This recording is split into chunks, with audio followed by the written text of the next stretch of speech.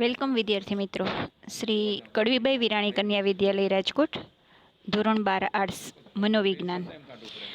મનોવિજ્ઞાનના પહેલા ચેપ્ટરમાં આજે આપણે બીજું પોર્શન શરૂ કરીએ છીએ, જેમાં આપણે જોવાના છીએ સંવેદનના પ્રકાર, અને એમાંનો એક 5 માર્કનો પ્રશ્ન એટલે દ્રષ્ટિ સંવેદન.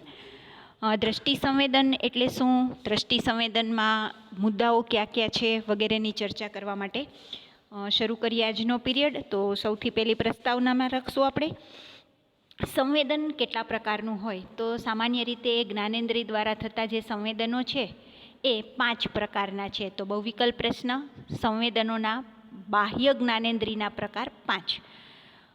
ત્યાંથી પાછો એક પ્રશ્ન પૂછવો હોય તો સંવેદનના દરેક પ્રકારને અંગ્રેજી નામ સાથે જણાવો, તો 2 માર્કનો પ્રશ્ન પણ બની શકે.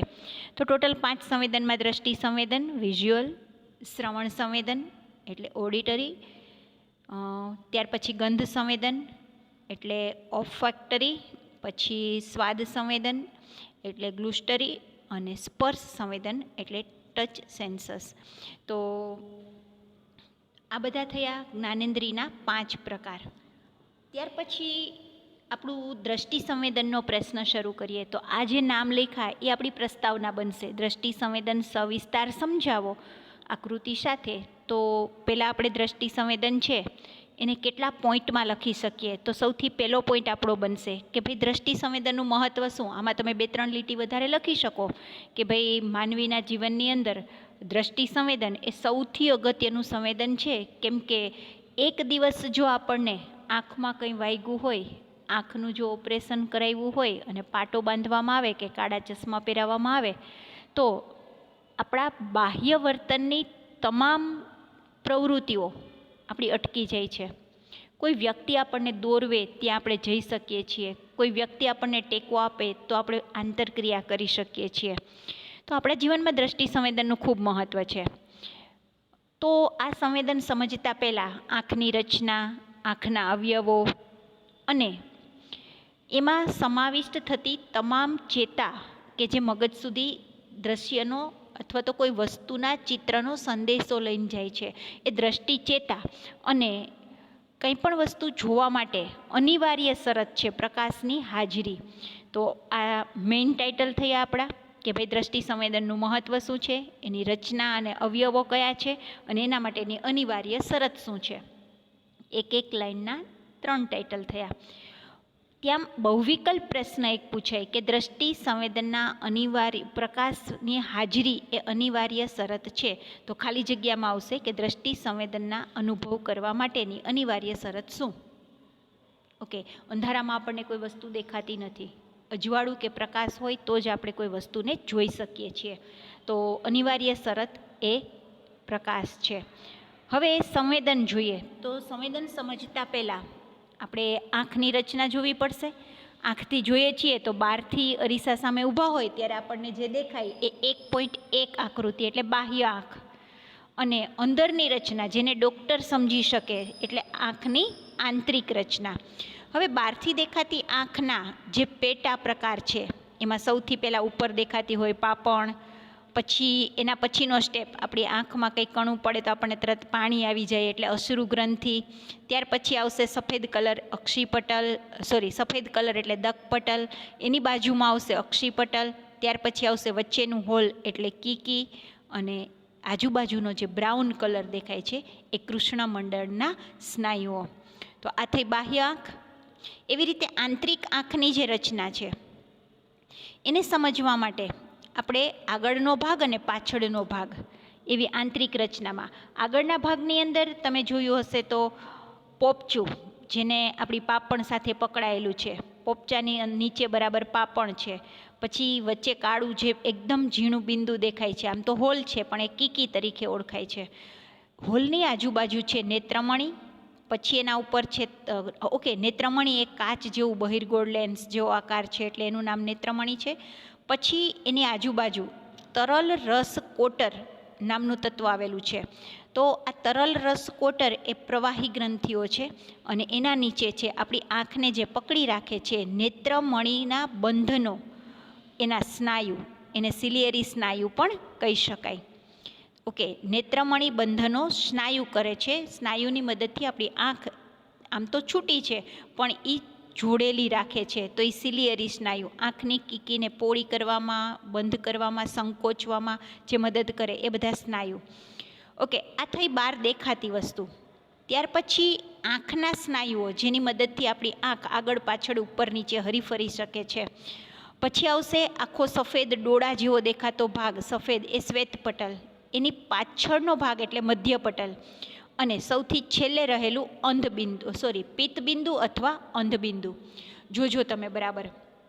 આપણા દ્રષ્ટિની ચેતાઓ ચેતા એટલે કોષ, જેની મદદથી, જે સ્નાયુની મદદથી મગજના પશ્વ ભાગ સુધી સંદેશો પહોંચે, એ નાના નાના જે આપણા ચેતા તંતુઓ છે, એ તંતુ એટલે ચેતા, દ્રષ્ટિ ચેતા. એની ઉપરનો ભાગ એ પિત્તબિંદુ કહેવાય ને એની નીચેનો ભાગ એ નેત્રપટલ કહેવાય. આપણને જે દેખાય છે એ નેત્રપટલમાં દેખાય છે. પિત્તબિંદુ એ અંધબિંદુ છે, ત્યાં કોઈ ચિત્ર પડતું નથી. ઓકે, અને વચ્ચેના ભાગમાં રહેલું છે એ કાચ રસ કોટર.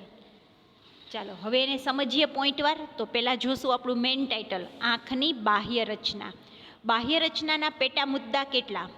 ઓકે, અહીંયા પેટા મુદ્દામાં એક અંડરલાઇન કરવાની મારાથી રહી ગઈ છે, તો તમે અંડરલાઇન કરજો. કીકી એ મેઇન ટાઇટલ છે.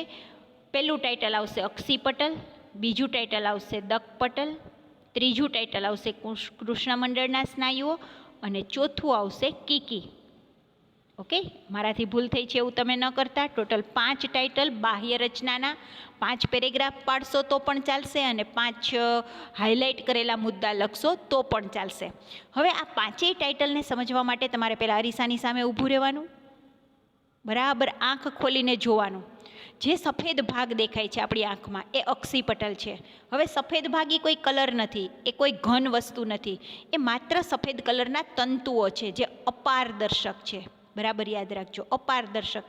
આપણી આંખના સફેદ ભાગમાંથી આપણને કોઈ વસ્તુનું ચિત્ર દેખાતું નથી. સફેદ ભાગનો ડોળો દેખાતો હોય તો આપણે સામે રહેલી વસ્તુ, તમે ઘણી બધી વખત કેટલાક લોકો ઊંઘમાં હોય ને ત્યારે એની આંખ ખુલ્લી હોય, પણ આંખનો કાળો ભાગ ન દેખાતો હોય, સફેદ ભાગ આપણને દેખાતો હોય. જો સફેદ ભાગ દેખાતો હોય તો એનાથી એને વસ્તુનું પ્રતિબિંબ દેખાતું નથી, કેમ કે એ અપારદર્શક છે. ઓકે, એનું મેઇન કાર્ય છે આંખના અંદરના જે અવયવો છે એનું રક્ષણ કરવા માટે એ જુદા જુદા તંતુઓ મળીને બનેલો ભાગ છે. હવે આંખના ડોળાનો જે કાળો ભાગ દેખાય છે, જે પારદર્શક છે, અને એની વચ્ચે બરાબર મધ્યની અંદર એક પ્રકાશનું કિરણ આંખમાં પ્રવેશે છે. હવે એ મધ્યનો ભાગ છે એનું નામ દકપટલ. તો સફેદ ભાગ એ તંતુ છે, સફેદ ભાગની આજુબાજુ જે કાળા કલર જેવો ભાગ દેખાય છે એ દકપટલ. સફેદ ભાગની વચ્ચે દેખાતો ભૂખરો માંજરો સર્કલ, જેને માંજરી આંખવાળો ભાગ કહીએ છીએ, એ કૃષ્ણમંડળના સ્નાયુઓ છે, અને એ આપણી આંખનો રંગ નક્કી કરે છે.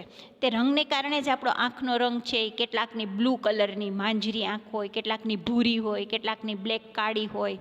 આમ કૃષ્ણમંડળના સ્નાયુઓ એકબીજા સાથે પરસ્પર સંકળાયેલા કે સ્પર્શતા નથી, એમની વચ્ચે જગ્યા છે, અને એ જગ્યાની વચ્ચેનો જે ભાગ છે એને કીકી તરીકે ઓળખવામાં આવે છે. તો આપણું 5મું ટાઇટલ એ કીકી છે. ફરીથી ટાઇટલ બોલી દઉં, અક્ષિપટલ, દકપટલ, કૃષ્ણમંડળના સ્નાયુઓ અને કીકી. ઓકે, તો ટોટલ 4 પાર્ટ થયા આપણી પાસે. અક્ષિપટલ, દકપટલ એટલે કે સફેદ ભાગ દેખાય છે તે, સફેદ ભાગની વચ્ચે જે કાળા કલર જેવું વચ્ચેનો ભાગ દકપટલ, ત્યાર પછી આવશે કૃષ્ણમંડળના સ્નાયુઓ, અને સૌથી છેલ્લે આવશે કીકી. કીકી ખરેખર કોઈ અવયવ કે અંગ નથી, એ ખરેખર 1.2 એટલે કે અડધા ઇંચનું નાનું એવું છિદ્ર છે, જેના મદદથી આપણી બહારને જોયેલી વસ્તુ છે એનું ચિત્ર આંખના અંદરના ભાગ સુધી પહોંચી શકે છે. હવે આપણે આકૃતિ જે 1.2 જોઈ હતી, 1.2 નંબરની આકૃતિ એટલે આપણી જે આકૃતિ છે અંદરની આંતરિક રચના, એ 1.2 નંબરની આકૃતિ છે આંતરિક રચના. હવે આપણે એની સમજૂતી મેળવીએ તો 1.2 નંબરની આકૃતિમાં જે જોયું એ આંખની આંતરિક રચના છે. એમાં સૌથી પહેલાં આપણી સામે કોઈ વસ્તુ, પદાર્થ, ઝાડ કે પ્રાણી આવે તો એનું એક ચિત્ર, એની એક રચના, સંવેદન કેવી રીતે થાય આપણને? તો સૌથી પહેલાં પ્રકાશનું કિરણ ક્યાં જાય? જે વસ્તુ જોઈ છે એનું કિરણ પહેલાં દકપટલમાં જાય, દકપટલમાંથી કીકીમાં જાય અને કીકીમાંથી નેત્રમણીમાં થઈને પસાર થાય અને કીકીની અંદર આવેલું જે નેત્રમણી છે એમાંથી પસાર થાય અને નેત્રપટલ સુધી પહોંચે. હવે નેત્રપટલ એટલે હમણાં મેં તમને કીધું હતું, જ્યાં આપણી દ્રષ્ટિચેતા છે ત્યાં ઉપર પિત્ત બિંદુ છે અને નીચે નેત્રપટલ છે. નેત્રપટલ ઉપર આપણું પદાર્થનું પ્રતિબિંબ પડે છે અને ત્યાંથી દ્રષ્ટિચેતા મારફતે આ પ્રતિબિંબ છે એ પસ્વખંડ સુધી પહોંચે છે. તો આવી રીતે કોઈ પણ પદાર્થનો આપણને જોયેલો અનુભવ, આમ તો ઘણું બધું લાંબી પ્રોસેસ છે, પણ આપણે તો કેવું, આંખ ખોલીને સામે દ્રશ્ય આવ્યું એટલે સીધી મગજને ખબર પડી જાય કે સામે આવેલી વ્યક્તિ કોણ છે, સામે આવેલો પદાર્થ શું છે. બહુ ઝડપી ક્રિયા થાય છે. દકપટલ, કીકી, નેત્રમણી, નેત્રપટલ, દ્રષ્ટિચેતા અને પસ્વખંડ આટલા એરોમાંથી પસાર થાય ત્યારે એ પદાર્થનું પ્રતિબિંબ મગજને મળે છે. હવે પહેલી વસ્તુ એ થશે કે તમારે એ પ્રતિબિંબ મેળવતા પહેલાં પ્રકાશની હાજરી હોવી બહુ જરૂરી છે. જેટલી તીવ્રતા વધુ, પ્રકાશ એકદમ ક્લિયર હશે તો આપણને ચિત્ર તરત મળશે, અને જો પ્રકાશ ઝાંખો હશે તો આપણને કોઈ પણ વસ્તુનું ચિત્ર દેખાતું નથી. તમે જોજો, થોડું થોડું અંધારું થવા માંડે ને તો આપણને લખેલું વાંચવામાં તકલીફ પડે અથવા ઝાંખું દેખાય. તો જ્યારે પ્રકાશનું કિરણ અસ્પષ્ટ હોય તો આપણને વસ્તુ ક્લિયર દેખાતી નથી. એ સમયે શું થાય? તો એ સમયે બે પ્રોસેસ થાય. એક છે આપણા કૃષ્ણમંડળના સ્નાયુનું સંકોચન અને બીજું છે પ્રસારણ. સંકોચન અને પ્રસારણ એટલે શું? તો તમે ઘણી વખત ક્લાસની અંદર બ્લેકબોર્ડ ઉપરની વસ્તુ ન દેખાતી હોય તો તમે ઝીણી આંખ કરીને જુઓ છો તો તમને અક્ષર ક્લિયર દેખાય. એવી રીતે ટીવીમાં સિરિયલ જોતા હોય અને આપણે દૂર બેઠા હોય તો શું છે ને કોણ છે એ ન ખબર પડે તો આપણે આંખને એકદમ ઝીણી કરીએ. તો આ જે કરીએ છીએ ઝીણી આંખ, એ આપણા આંખના સ્નાયુઓનું સંકોચન અને પ્રસારણ છે. તો જ્યારે કૃષ્ણમંડળના સ્નાયુઓ પ્રકાશની તીવ્રતા હોય ત્યારે અતિ સંવેદનશીલ હોય અને પ્રકાશનું પ્રમાણ વધે તો કૃષ્ણમંડળના સ્નાયુ વિસ્તરણ પામે, એટલે કીકી નાની બને. અને જો પ્રકાશનું કિરણ ઘટે તો કૃષ્ણમંડળના સ્નાયુ સંકોચાય અને કીકીનું કદ વધે. તો આ બે વસ્તુ ઓપોઝિટ છે, યાદ રાખજો. પ્રકાશ વધે તો સ્નાયુ વિસ્તરણ પામે અને કીકી નાની બને. જો પ્રકાશ ઘટે એટલે કે ઝાંખું દેખાતું હોય તો કૃષ્ણમંડળના સ્નાયુ સંકોચાય અને કીકીનું કદ વધે છે. હમણાં મેં તમને ઝીણી આંખનું કીધું ને ત્યારે આપણી કીકીનું કદ વધે છે. તો આ થયું સંકોચન અને પ્રસારણ. હવે આ માટે એક પ્રશ્ન પૂછાય છે કે નજીકના પદાર્થ કે દૂરના પદાર્થને જોવા માટે નેત્રમણી અને સિલિયરી સ્નાયુ આપણને મદદ કરે છે. કોઈ પદાર્થ નજીક છે કે દૂર એ જોવામાં આપણને મદદ કરતો સ્નાયુ કયો, એવો બહુવિકલ્પ પ્રશ્ન પૂછાય કે ભાઈ નજીકની કે દૂરની વસ્તુ જોવામાં જે મદદ કરે એનું નામ છે સિલિયરી સ્નાયુ. અને આ સિલિયરી સ્નાયુ છે એ આપણને નજીક છે કે દૂર એ જોવામાં સહાય કરે છે. તો અહીંયા આપણે દ્રષ્ટિ સંવેદન એના પેટા મુદ્દાઓ સરસ રીતે સમજી લીધા. આ સાથે જ આપણો આજનો પીરિયડ અહીંયા પૂરો કરીએ છીએ. Thank you.